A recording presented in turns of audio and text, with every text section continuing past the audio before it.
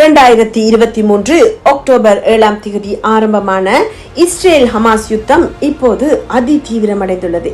காசாவை தமது கட்டுப்பாட்டுக்குள் கொண்டு வருவதற்கான கடும் தாக்குதலை இஸ்ரேல் மேற்கொண்டுள்ளது.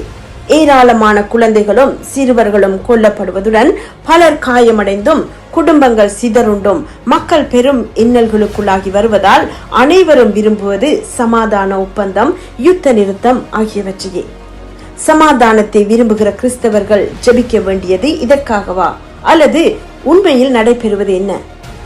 நாங்கள் வாழ்வது கடைசி நாட்கள் என்பதும் இந்த நாட்களை பற்றி வேதாகம தீர்க்க தரிசனங்கள் கூறுகிறபடியே நடைபெற்று வருகின்றன என்பதும் மறுக்க முடியாத உண்மைகள். மனித வரலாற்றின் ஆரம்பம் முதல் அத்தனை விடயங்களையும் அறிந்து தனக்கு கீழ்ப்படிந்து மன்னிப்பை பெறாதவர்களின் பாவங்களுக்கு நியாய தீர்ப்பை வழங்கும் கர்த்தர் தான் கூறிய எல்லாவற்றையும் நிறைவேற்றி வருகிறார் என்பதை